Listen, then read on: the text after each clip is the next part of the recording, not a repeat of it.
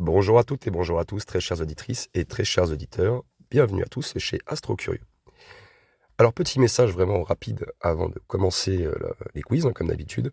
Je tenais encore une fois à vous remercier vraiment du fond du cœur, car grâce à votre participation, le nombre de visionnages que vous faites quand vous regardez mes vidéos, eh bien, j'approche d'une étape essentielle en tant que youtubeur. Et voilà, grâce à vous, en tout cas, je m'y rapproche de plus en plus. Et donc, je voulais vous remercier infiniment, vraiment, de votre participation, de votre fidélité. Et voilà, j'aime bien, franchement, j'aime bien partager toutes ces connaissances avec vous, tous ces articles que je crée.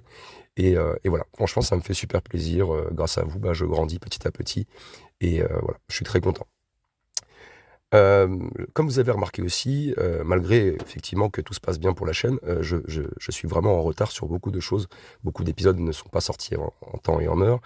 Il y a des quiz aussi que je suis censé préparer et qui ne sont pas prêts. Et donc voilà, je voulais quand même vous le dire. Je suis en retard partout, encore une fois.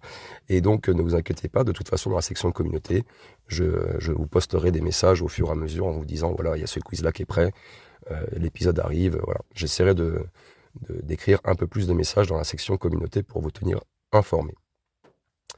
Voilà, sinon, il n'y avait pas d'autre chose à dire. On va commencer tout de suite les quiz. J'espère que ça vous plaît toujours autant. Et puis de toute façon, même d'ailleurs, par rapport aux vues que je vois et au nombre de partages et de likes, je pense que cela vous plaît. Voilà. Allez, bon épisode à vous en tout cas, et bon quiz. Alors, nous nous étions arrêtés donc au 9e quiz. Et donc, on va en profiter pour vérifier notre compréhension de cette fameuse singularité gravitationnelle, sa signification et ses implications pour la physique des trous noirs. Alors, la question était de qu'est-ce que la singularité d'un trou noir? Donc, vous avez été quand même 377 personnes à répondre, et vous aviez donc plusieurs possibilités. Alors, première possibilité, un point où la gravité est faible. Deuxième possibilité, la région où la gravité et la densité sont infinies. Troisième possibilité, l'endroit où la matière cesse de se compresser. Quatrième possibilité, la surface extérieure du trou noir. Alors vous avez été 1% à répondre à la première possibilité, 91% pour la deuxième, 4% pour la troisième et 4% pour la quatrième. Alors pour les 9% autres qui se sont trompés, je vais vous donner la bonne réponse. Donc c'est la région où la gravité et la densité sont infinies. Alors pourquoi? La singularité d'un trou noir, c'est un point théorique qui est situé en son centre, où la densité de la matière et la gravité atteignent des valeurs infinies. Donc selon les équations de la relativité générale, cela signifie que toute la masse du trou noir est concentrée en un point d'une taille infinitésimale. Et c'est ce qui entraîne une courbure de l'espace-temps infini. Alors laissez-moi vous argumenter tout ça. Pourquoi pourquoi cette réponse est correcte? Tout d'abord, la densité infinie. La matière qui tombe dans un trou noir, elle est comprimée au point où elle occupe en fait une région de volume nulle. Donc cela entraîne en fait une densité infinie. Donc masse, volume. Et à cet endroit précis, bien sûr. Donc, ça nous amène aussi à parler du deuxième argument, c'est la gravité infinie. À la singularité, en fait, la gravité est si forte que les lois classiques de la physique ne s'appliquent plus. Donc la courbure de l'espace-temps, elle devient infinie, et c'est ce qui dépasse d'ailleurs les limites de notre compréhension actuelle, bien sûr. Le point théorique aussi, c'était un troisième argument. La singularité est une prédiction de la relativité générale, mais elle pose des problèmes conceptuels. Les physiciens, ils pensent que la théorie de la gravité quantique, comme la gravité quantique à boucle ou la théorie des cordes, pourrait offrir une meilleure description de ce qui se passe réellement en fait au cœur d'un trou noir. Alors pourquoi les autres réponses ne sont pas bonnes? Donc, la première possibilité, c'était un point où la gravité est faible. Vous étiez 1% à répondre. Alors la singularité, c'est l'endroit où la gravité est où la gravité est la plus forte, et donc où elle atteint une valeur infinie. Donc la gravité faible se trouve au contraire loin du trou noir, dans l'espace environnant.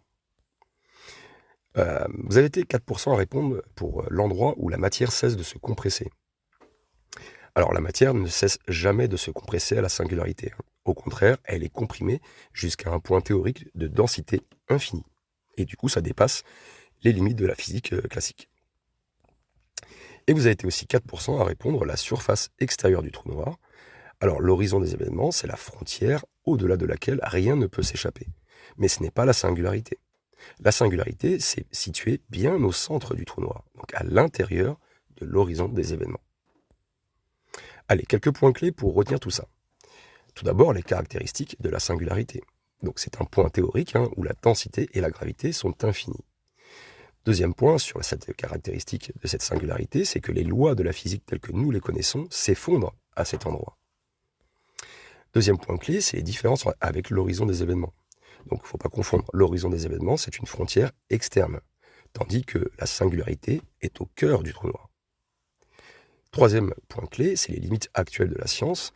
La singularité, elle met en évidence la nécessité de développer une théorie unifiée de la gravité quantique pour décrire ce qui se passe réellement au centre du trou noir.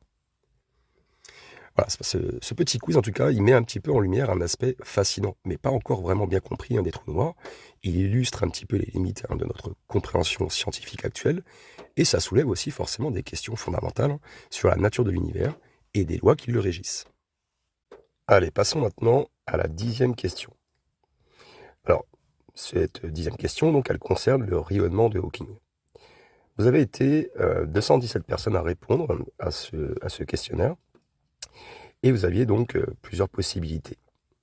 Donc, qu'est-ce que le rayonnement de Hawking? Vous aviez soit un type de lumière émis par les étoiles, un rayonnement produit par les trous noirs qui pourraient mener à leur évaporation, une forme d'énergie émise par la matière avant d'être avalée par le trou noir, un son produit par le trou noir lorsqu'il avale de la matière. Alors vous avez été 2% à répondre la première possibilité, 85% à répondre la deuxième, 10% la troisième et 3% la quatrième. Alors je vois qu'il y a pas mal de personnes qui n'ont pas encore compris effectivement ce qu'était le rayonnement de Hawking, et donc je vais vous expliquer tout ça pour que vous ayez vraiment une bonne compréhension. Alors la bonne réponse bien sûr c'est la deuxième, donc c'est un rayonnement produit par les trous noirs qui pourrait mener à leur évaporation. Et en gros le rayonnement de Hawking, c'est une théorie qui est proposée par Stephen Hawking, selon laquelle les trous noirs émettent un rayonnement qui sont dus aux effets quantiques près de leur horizon des événements. Ce rayonnement, il fait perdre de la masse au trou noir, et donc, en gros, il pourrait à long terme mener à sa disparition, ou peut-être son évaporation.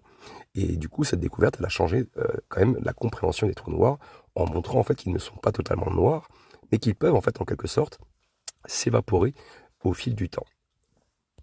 Il y a aussi quelques points qu'il faut retenir, c'est l'origine du rayonnement. Ça a été donc théorisé par Stephen Hawking en 1974, et ce rayonnement donc, il découle des effets quantiques près de l'horizon des événements. Et il s'agit en fait de l'émission de particules causées par des interactions entre les paires de particules virtuelles dans le vide quantique. C'est un peu compliqué, mais comme d'habitude, je me répète à chaque fois, vous avez la playlist des trous noirs très complète qui explique tout ça. Deuxième point aussi, c'est les conséquences sur les trous noirs. En fait, ce rayonnement, il fait perdre de la masse aux trous noirs sous forme d'énergie. Et ça, par contre, c'est un processus vraiment lent qui pourrait, en fait, en théorie, conduire à son évaporation complète sur des milliards ou des trillions d'années. Alors, pourquoi les autres réponses sont incorrectes? Donc, vous avez quand même été 2% à répondre à un type de lumière émis par les étoiles. Alors, c'est incorrect puisque les étoiles produisent de la lumière par fusion nucléaire, tandis que le rayonnement de Hawking, c'est plutôt un phénomène quantique spécifique au trou noir. Vous avez été 10% à répondre une forme d'énergie émise par la matière, avalée par le trou noir. Alors, vous étiez presque dans le vrai, mais c'était un piège. Alors, pourquoi c'est incorrect? Puisque l'énergie émise par la matière dans le disque d'accrétion, elle provient de l'échauffement de cette matière, vous savez, vous voyez, qui tournoie autour du trou noir. Et donc, ce n'est pas lié au rayonnement de Hawking. Alors, bien sûr, vous avez été aussi 3% à répondre à un son produit par le trou noir lorsqu'il avale de la matière. Alors, les trous noirs n'émettent pas de son, parce que le son ne peut pas se propager dans l'espace vide. Voilà. J'espère que j'ai pu répondre, en tout cas, à vos interrogations. On va faire la coupure à ce moment-là, et on se retrouve pour le prochain épisode, pour les 2 prochains quiz, le 11e et le 12e. J'espère que cela vous a plu. N'hésitez pas à m'encourager avec un pouce en l'air, un commentaire, et prenez tous soin de vous. À très bientôt. Ciao, ciao.